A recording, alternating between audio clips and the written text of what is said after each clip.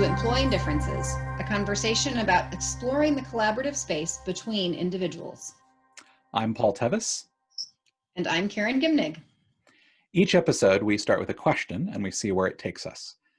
This week's question is, how do we know that we're collaborating? I think one of the places that we started with this was that it doesn't necessarily mean we're sitting in the same room with our hands in the same pie. That there's a lot of space for collaboration that includes delegation, that includes acknowledgement of this is a skill set or an interest that you have, so you're going to take that piece while I'm over here doing this piece. And so I think there's that beginning frame of what it doesn't necessarily mean that we're totally engaged every minute in the same thing. Mm-hmm. So it doesn't have to mean that. Right. Because I do think that that's an image that some people have. That if we're going to collaborate, it means we are a 2 or a 3 or a 6-headed monster all working together. And there are some real benefits to doing that, but that isn't the only way to be collaborative. Exactly. Yeah. So if it's not, we're all doing everything together all at the same time, what is it? Where does that boundary, and I realize it is a permeable one, between collaboration and not collaboration come in? I think there are some signs of collaboration. Mm-hmm. So I think if you're collaborating well, a certain amount of feedback is happening. Mm-hmm. A certain amount of disagreement is happening of, Mm-hmm. wait, I think this or I think that. Those are signs to me of rich collaboration. Mm-hmm. There's a sense of flow. There's a Mm-hmm. sense of ease of we're both in this. There's a really strong sense of shared objective, I think. What would you add? I love to collaborate. It is one of my fundamental things in the way that I work, because I love the generative nature of collaboration. That collaboration isn't just we're each bringing our part and putting it together. It's we're each bringing our things and something new comes out of that is more than just the pieces that we put together. I sometimes pithily say it that, teams are more than the sum of their parts. They are the product of their interactions.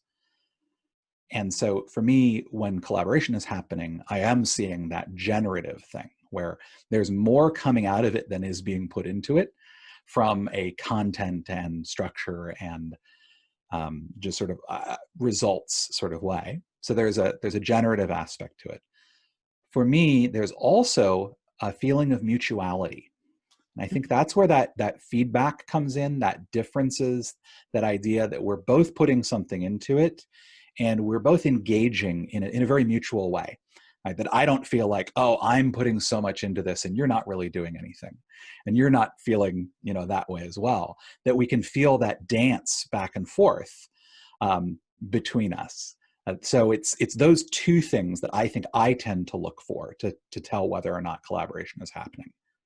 Yeah, and I think when you put those two together, I was thinking of the conversation you and I had last week where we were sort of checking in with each other and each of us was saying, well, I don't think I'm doing my share, essentially. I don't know that I'm is too much landing on you because what's being generated is so much more than twice what I'm doing. Mm-hmm. And I think that's the two pieces you were just talking about of it's more than some of its parts and it's mutual. Mm-hmm. And so, yeah, and I absolutely feel like that too when I'm collaborating. Mm-hmm. And there's something energizing for me personally. I don't know if everyone feels this way, but when I'm in a really good collaborative space, the work is less tiring.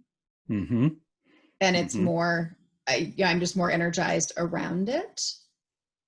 And I think I want to pause here just to note that while what I'm describing at the moment is a really strong collaborative space, I also want to name there's value in struggling collaborative spaces. That there's something to be said for, okay, we're going to be in this collaborative space. We don't work the same way. This isn't easy yet. This doesn't feel fruitful yet in that super fruitful kind of way. that those, in my experience, are some of the best growth spaces. That where that struggle is where it's in that I'm likely to become a better collaborator, that I'm likely to learn something about who I am and how I show up. And the reality is that the people most like me are probably the easiest for me to collaborate with.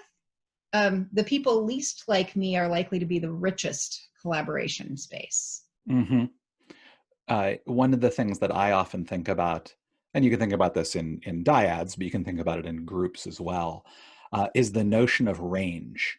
Like, what is the range that the pair of people or the group of people have? If they're very close to each other in their outlooks and skills and perspectives, things like that, then the collaboration, to your point, like sort of won't be as rich or as fruitful. It may be really easy because there is little friction, maybe. It depends on what their outlooks are. But it isn't to be as fruitful, because in collaboration, much of the really interesting work is done by the relationship. That's actually one way of thinking about it, is that the relationship is that's the reason why it feels like you're doing less than half the work. Why each person can feel like they're doing less than half the work, because there is that thing that is created between them that's also doing work. And the more distance there is, the bigger differences there are between those people. When they're able to collaborate effectively, that means the thing they're creating between them is bigger and broader and richer. It has a greater array of talents. And so it's able to produce more. This perspective is really informed by the professional coaching program that I've been through, organization, relationship, and systems coaching, where we talk about the third entity, the thing that is created by people in relationship. And so this is really a way of thinking about what is it that the relationship becomes capable of when it is able to manifest. And in the Imago relationships realm, we call that the space between. Yeah. And getting really curious about what's going on there. I want to just caution that I think there are times when you attempt collaboration and it turns out not to be a good idea. Yeah.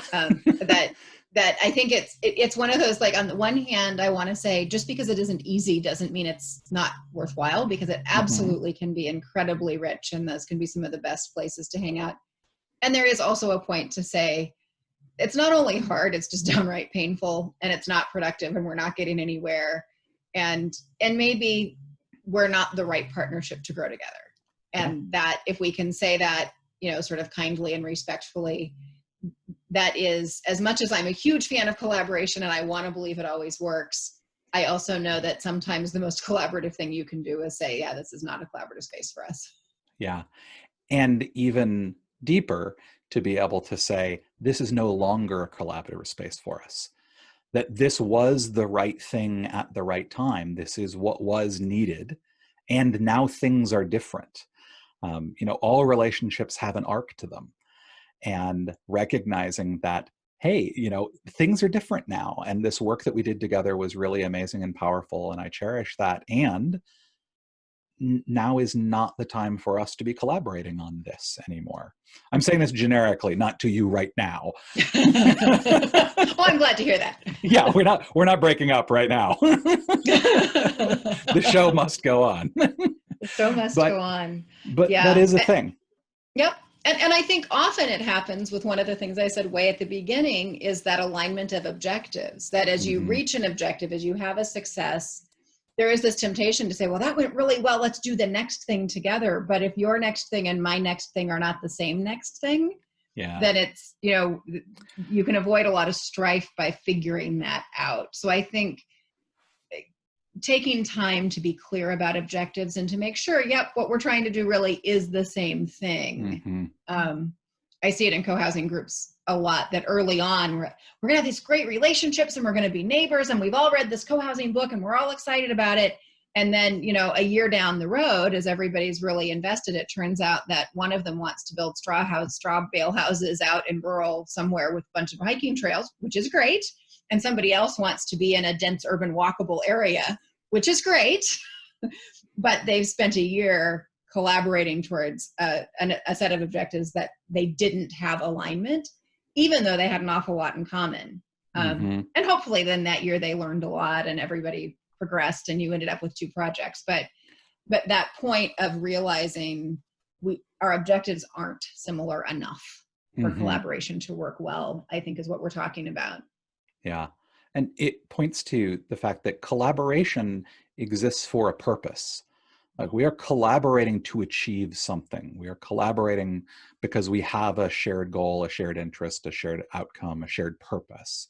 We're doing it for a reason. And sometimes when that reason is achieved, like that purpose is met, that means that this particular collaboration is over. Sometimes that means it wants to transform into something else. Mm-hmm. But collaboration is not its own thing. It exists. Yes, it is generative. It is relational. There are amazing things that can come out of it, and also it is purposeful. Mm-hmm. It is intended to produce something, and we have to have alignment around that in order for it to work well. And I think one of the things that helps make that transition is if we get good at saying we can be done collaborating without being done relating, without Yes. being done being like, so we had this rich, wonderful relationship, and I can call you up and we can revisit that, even as we're saying this collaborative thing that has kept us talking every day is done. Yeah. We sometimes try to draw really neat lines between relational and transactional. And the thing is that collaboration is sort of sometimes in this space between, where there is absolutely a relational aspect to it, but there is also a tactical, operational, procedural piece of it that is about generating a particular outcome and a particular result. And so it doesn't divide neatly. Yeah. So I think to kind of wrap up our key points, we wanted to say that collaboration can look pretty differently in terms of how you delegate and divide work. But you've got collaboration when you've got shared objectives, which is a purpose in mind, when you've got mutuality, that everybody's contributing in a meaningful way and has pieces to contribute, and that when part of the work is done in the space between or by the relationship, that what you're producing is more than the sum of the parts, and that really that's where that energy and flow and excitement comes from. That I think, at least for Paul and I, is how we know intuitively, yep, we're in this collaborative spaces, because we feel the energy of that space between being generative. Absolutely. Well, that's going to do it for us today. Until next time, I'm Paul Tevis. And I'm Karen Gimnig, and this has been Employing Differences.